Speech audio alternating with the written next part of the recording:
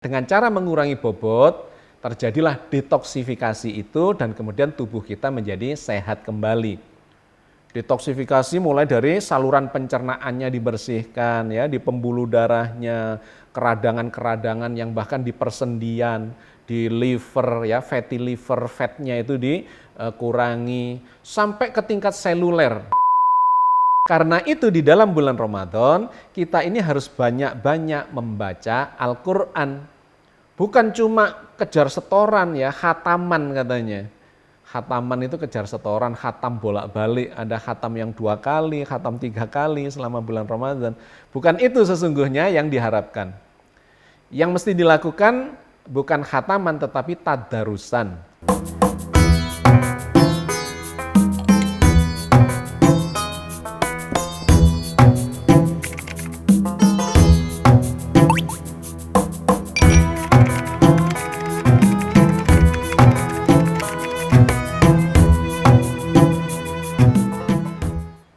Assalamualaikum warahmatullahi wabarakatuh. Alhamdulillah, wassalatu wassalamu ala rasulillah, la haula wa la quwata illa billah. Sahabat sekalian, kita bersyukur pada Allah diperjumpakan kembali kali ini, ya, di program Cangkir Tasawuf episode yang ke-100. Hari ini kita akan melakukan kajian terkait dengan menyongsong datangnya bulan suci Ramadan.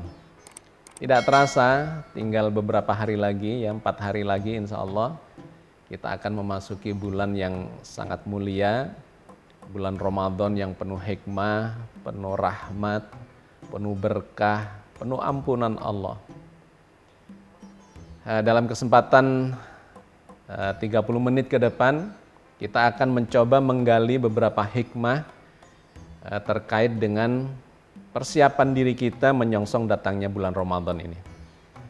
Sahabat sekalian, bulan ini adalah bulan yang penuh hikmah. Untuk siapakah hikmah yang begitu bertaburan di bulan Ramadan ini? Tentu saja adalah buat orang-orang yang ingin mendapat hikmah.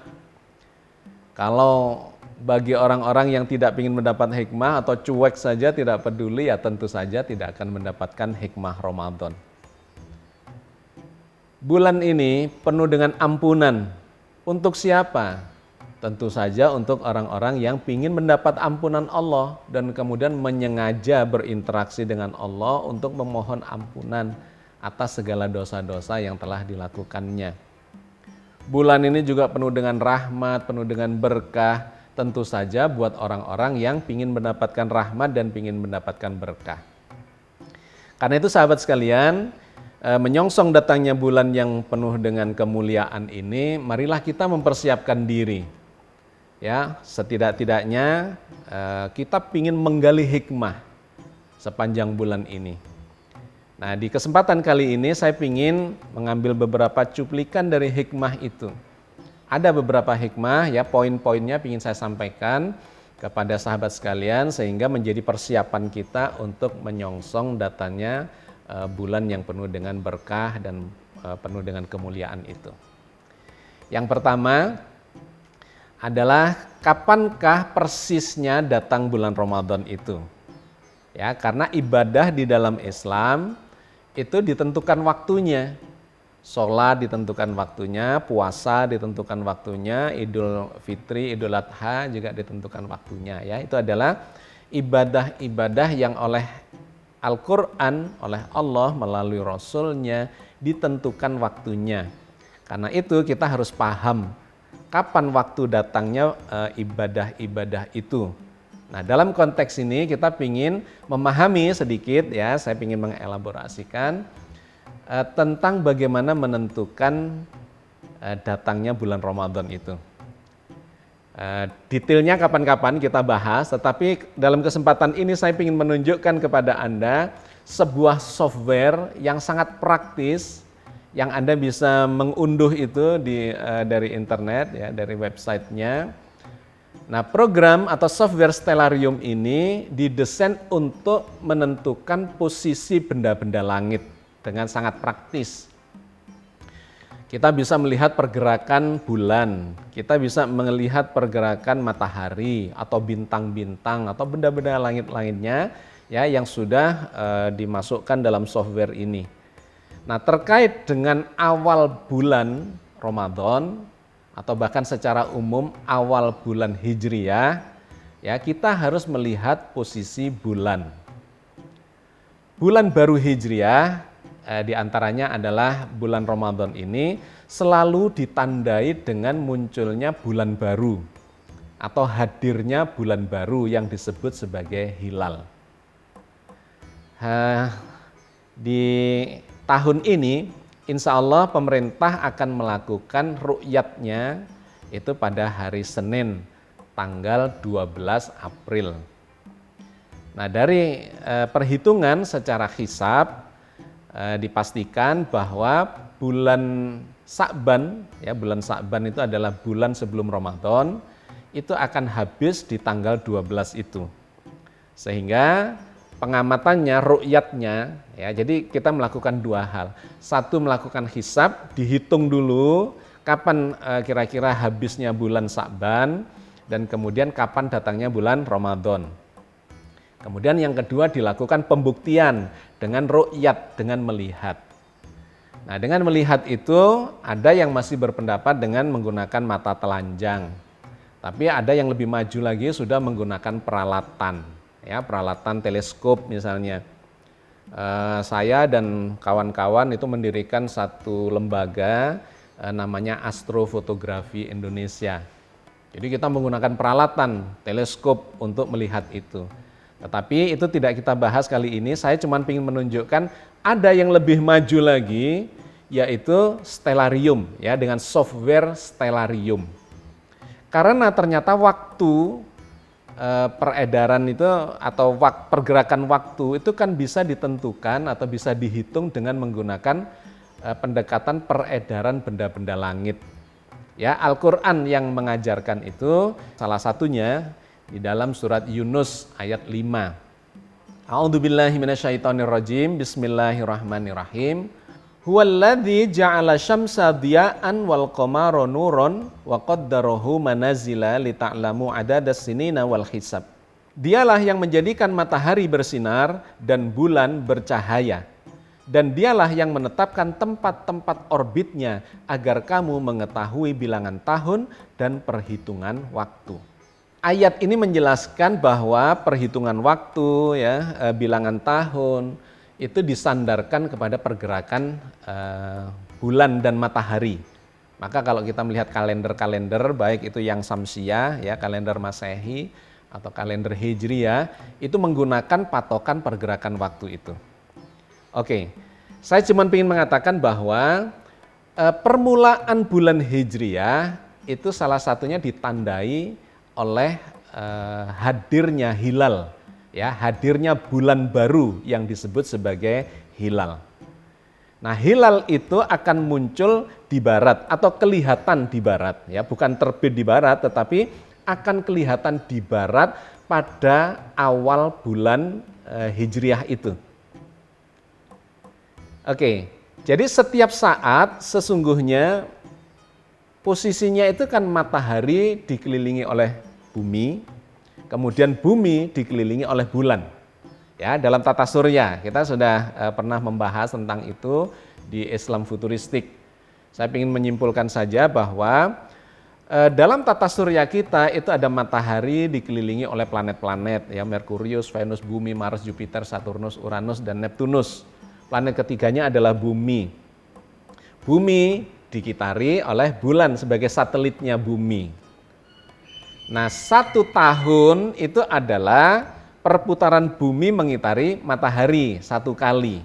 Dari titik A kembali ke titik A, itu 1 tahun 365 hari. Sedangkan 1 bulan adalah bumi dikelilingi oleh bulan. Dari titik A kembali ke titik A lagi, yaitu 29,5 hari.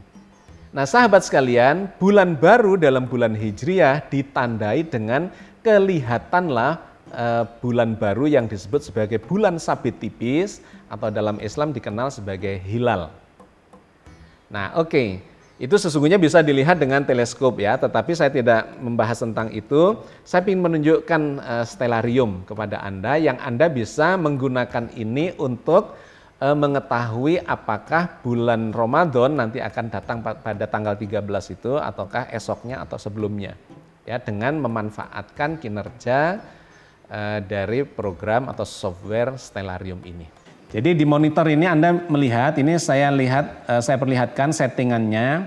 Jadi tanggal dan waktu diperkirakan nanti itu tanggal 12 pemerintah akan melakukan ru'yat. Karena dalam perhitungan ya, dalam hisab diketahui matahari, bulan dan bumi itu akan konjungsi ya, satu bidang atau satu garis atau satu bidang itu pada tanggal 12 sekitar jam 9 pagi. Nah di saat itu bulan lama, bulan Sa'ban itu akan berakhir.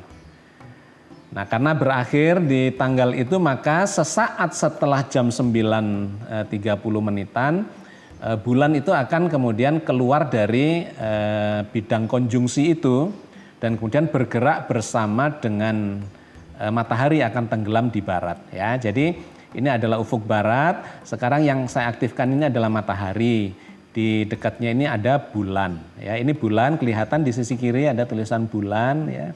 Pada ketinggian sini altitude-nya adalah 38 derajat pada jam 15 sore. Nah ini kalau kita gerakkan ya menitnya maka dia akan bergerak turun. Terus menuju jam 15.30-an, 40-an ya. Kemudian terus jam 16 lebih beriringan itu antara matahari, bulan dan kebetulan dekat dengan Merkurius, kemudian ada Venus. Jadi kalau dilihat dengan mata telanjang ini pasti sulit ini. Karena bisa keliru dengan Venus, bisa keliru dengan Merkurius yang lebih cemerlang. Dibandingkan bulan ya, karena bulannya kelihatan sangat tipis. Ini kalau kita gerakkan terus, maka Merkurius akan tenggelam duluan. Setelah itu akan disusul matahari. Nah, saat matahari tenggelam, bulannya ini masih di atas horizon. Pada ketinggian berapa? Bisa kita lihat di sini 3 derajat 50 sekian menit ya, hampir 4 derajat. Venusnya itu kelihatan di belakangnya sana. Nah jadi pada tanggal 12 itu terbukti ya secara astronomikal ini bisa dilihat dengan menggunakan teleskop, menggunakan astrofotografi ya, tetapi agaknya akan sulit dilihat dengan menggunakan mata telanjang karena jarak antara matahari dengan bulannya itu sangat tipis ya, sangat pendek sehingga cahaya bulan itu akan kalah oleh cahayanya matahari dikarenakan terlalu dekat. Jadi elongasinya itu bisa dilihat di sini ya, dicari sudut elongasinya. Itu sekitar 4 derajat. Jadi ini sangat susah untuk dilihat dengan mata pada tanggal 12 itu, tetapi kita bisa mensimulasi dengan menggunakan stellarium ini. Kalau diteruskan maka dia akan tenggelam, mataharinya semakin gelap ya, semakin tenggelam, bulannya masih ada di atas. Nah jadi sahabat sekalian, dari software ini kita bisa melakukan simulasi tentang pergerakan bulan itu pada saat akhir bulan Sa'ban. Ini berbeda misalnya kita ganti ya tanggalnya, tanggal 13 atau awalnya lah tanggal 11. Kita lihat jam 16 sore pada tanggal 11, posisi bulan itu lebih rendah dibandingkan matahari pada tanggal 11. Kalau pada tanggal 12, posisi bulannya itu di atasnya matahari. Sehingga mataharinya tenggelam, bulannya masih di atas horizon. Tapi kalau lebih awal ya tanggal 11, maka mataharinya di atas sehingga kalau ini kita gerakkan bulan itu tenggelam lebih dulu dibandingkan matahari. Berarti ini masih akhir Sa'ban, bukan awal bulan baru yaitu bulan Ramadan. Sehingga dari perhitungan sudah ketahuan, nah bulannya itu harus di atas matahari sehingga ketika matahari tenggelam ya, nah bulan masih di atas horizon, itu artinya datang bulan baru. Ini kalau kita naikkan ke tanggal 13, maka posisi bulannya lebih tinggi lagi. Ya, jadi matahari misalnya dibikin tenggelam begini. Nah, bulannya itu di atas horizon pada di sini kelihatan nanti di altitude-nya ini 12 derajat ya pada tanggal 13. Tapi kalau pada tanggal 12 itu juga sudah di atas horizon pada ketinggian 3 derajat sekian ya, hampir 4 derajat.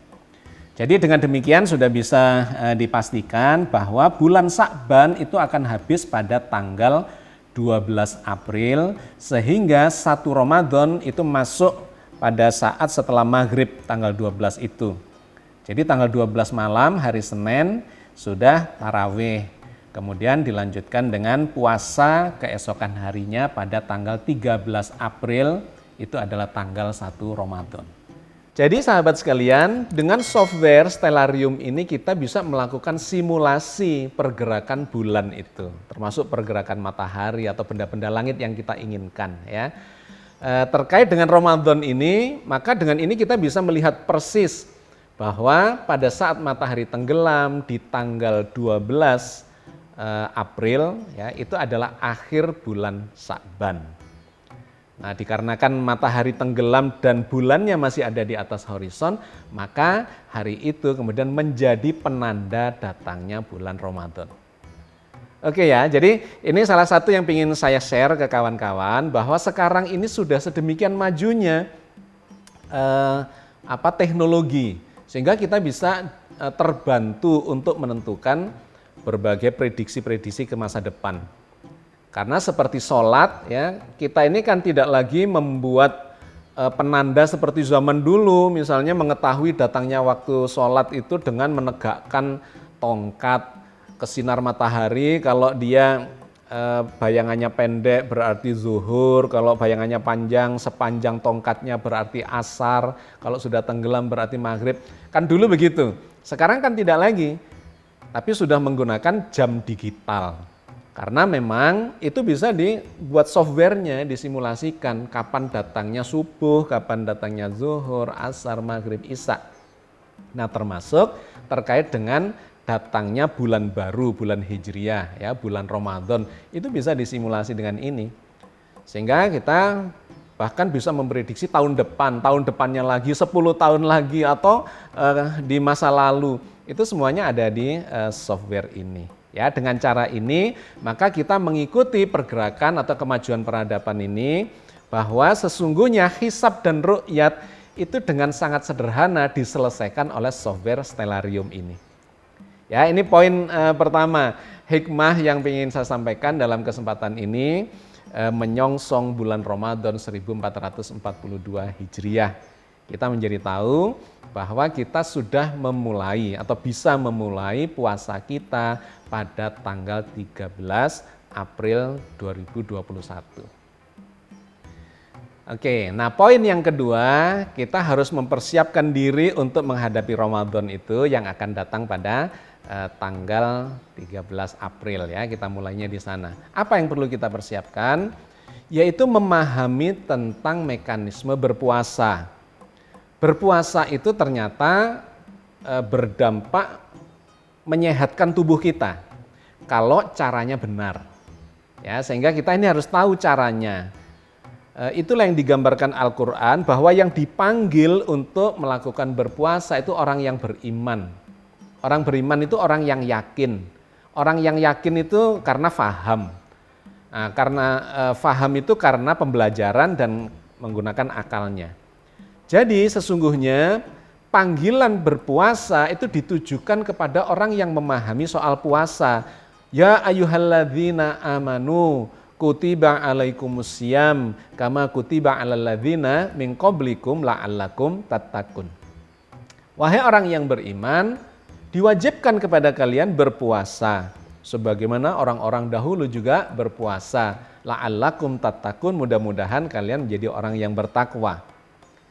Ya, jadi supaya berpuasa kita ini efektif, membawa dampak pada diri kita lahir dan batin, maka kita harus memahami cara berpuasa yang baik itu. Bukan cuma sekedar tata cara dalam arti fikih, melainkan memahami secara maknawi bahwa puasa itu ternyata menyehatkan asalkan kita mengetahui. Ya, itu diceritakan lagi di ayat berikutnya oleh Allah, wa antasumu khairul lakum in kuntum ta'lamun. Berpuasa itu lebih baik bagimu jika kamu mengetahui. Ya, jadi mengetahui itu menjadi poin yang penting.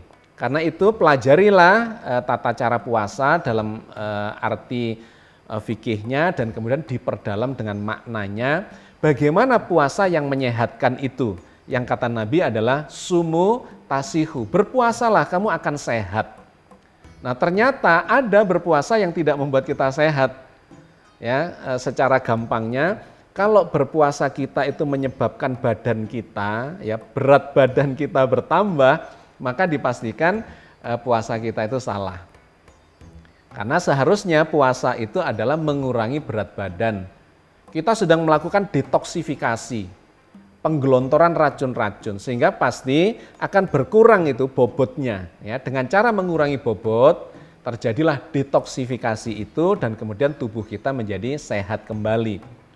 Detoksifikasi mulai dari saluran pencernaannya dibersihkan, ya, di pembuluh darahnya, keradangan-keradangan yang bahkan di persendian, di liver, ya, fatty liver, fatnya itu dikurangi sampai ke tingkat seluler, ya, di mana Yoshinori Ohsumi, orang Jepang, itu menemukan satu mekanisme yang disebut sebagai otofagi, yaitu sebuah mekanisme bersih-bersih sel dikarenakan seseorang dikenai stimulasi rasa lapar. Nah, rasa lapar itulah yang diberikan pada saat berpuasa. Karena rasa lapar pada saat berpuasa itu munculnya adalah setelah 8 jam kita tidak makan. Ya, jadi kalau sahur itu jam 4 ditambah 8 jam, jam 12 siang, itu adalah proses pencernaan secara tuntas. Di atas jam 12 sampai jam 6 sore itu adalah rasa lapar akan muncul dan kemudian menstimulasi diri kita mulai dari saluran pencernaan sampai di tingkat seluler untuk melakukan bersih-bersih dengan cara distimulasi oleh rasa lapar itu. Ya, ini dapat hadiah Nobel ini, Yoshinori Ohsumi pada tahun 2016 dikarenakan menemukan mekanisme autofagi bahwa di dalam sel itu ketika terstimulasi, ya, terpapar oleh rasa lapar itu dia akan mencari makanan. Karena nggak ada asupan makanan maka dia bersih-bersih sampah yang ada di dalam sel itu, sampah hasil metabolisme atau sisa metabolisme. Nah, selama 6 jam dari jam 12 sampai jam 6 sore itu, maka mekanisme seluler itu, ya, autofagi itu akan mengumpulkan sampah-sampah itu dimasukkan ke dalam lubang vakuola namanya di dalam sel, kemudian didigest di sana, diurai kembali menjadi bahan-bahan yang berguna buat perbaikan sel-sel tubuh kita. Maka orang yang berpuasa itu akan mengalami proses regenerasi sel-selnya menjadi remaja kembali, ya. Rejuvenasi atau diremajakan, diperbaiki. Nah, sahabat sekalian, untuk bisa mendapatkan puasa yang efektif seperti itu, kita harus memahami mekanismenya itu. Dengan memahami mekanismenya, kita menjadi paham dan kemudian menjadi yakin. Nah, ternyata keyakinan itu nanti akan berperan menjadikan kita ikhlas menjalankan puasa ini. Dan ketika ikhlas itu akan ditangkap oleh hipotalamus, ya, di otak kita dan kemudian akan menghasilkan mekanisme hormonal dalam keseimbangan tubuh kita yang disebut sebagai homeostasis. Kalau tidak ikhlas, ya, tidak rela hati, faman tatawwa'a khairan fahuwa khairullah, begitu kata Allah dalam surat Al-Baqarah 184, ya, bahwa puasa itu akan menjadi lebih baik bagi orang yang rela hati atau yang ikhlas.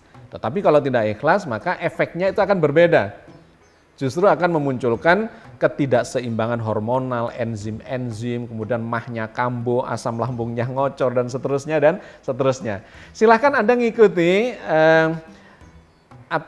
episode-episode yang lalu, karena kita sudah banyak membahas tentang puasa ini. Saya ingin menyimpulkan saja dalam kesempatan ini. Ya, menyongsong Ramadan 1442 ini kita harus memahami beberapa poin itu supaya kualitas puasa kita menjadi baik.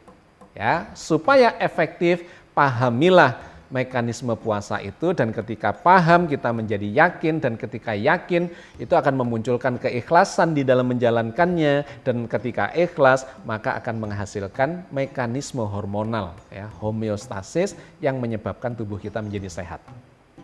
Itu poin yang kedua, ya, hikmah yang kedua.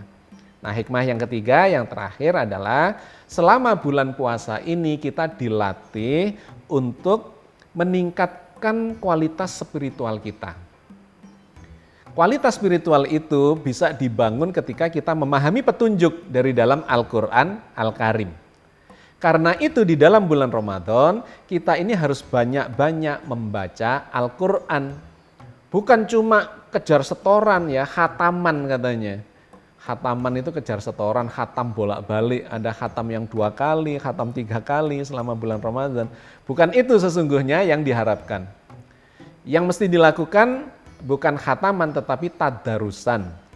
Bertadarus itu artinya, ya, mempelajari, memahami petunjuk-petunjuk dari dalam Al-Quran. Bagaimana caranya supaya kita bisa ikhlas, bagaimana caranya kita supaya bisa bersabar, supaya taat, supaya jujur, ya, adil, dermawan, dan sebagainya, akhlakul karimah yang diajarkan oleh Al-Quran, kita fahami, kemudian kita latihkan, kita praktekkan selama sebulan ini. Kalau itu dilatihkan, ya, maka itu akan berdampak pada sirkuit saraf di otak kita dan membentuk sirkuit spiritualitas. Sirkuit kesabaran, sirkuit keikhlasan, sirkuit kedermawanan, dan sebagainya, sirkuit akhlakul karimah, bahkan sirkuit spiritualitas berinteraksi dengan Allah. Itu akan terbentuk ketika kita melatih itu selama sebulan penuh di dalam bulan Ramadan. Ya, jadi sahabat sekalian, saya kira 3 hikmah itu adalah poin yang sangat penting. Ya, yang dalam kesempatan ini saya ingin menyampaikan itu dalam bentuk poin-poin saja, dan selebihnya silahkan Anda melihat kembali kajian-kajian kita sebelumnya, ya. Di dalam Cangkir Tasawuf kita sudah melakukan kajian itu dalam beberapa episode. Saya kira saya cukupkan sampai di sini, ya. Mudah-mudahan ini menjadi stimulasi, motivasi kepada kita semua untuk memperbaiki niatan puasa kita dan kemudian bisa menjalani selama bulan Ramadan ini dengan baik, memanfaatkan bulan yang mulia ini untuk melatih diri kita. Mulai dari pemahamannya sampai memunculkan keyakinan, sampai kemudian kita latih dalam praktek, dan efeknya itu akan meningkatkan spiritualitas kita di dalam beragama ini. Mudah-mudahan Allah membimbing kita di jalannya, dan mudah-mudahan Ramadan kali ini memberikan dampak yang baik pada kita sehingga kita menjadi orang yang lebih bertakwa seperti yang dianjurkan atau diajarkan di dalam Al-Quran Al-Karim. Amin ya rabbal alamin. Assalamualaikum warahmatullahi wabarakatuh.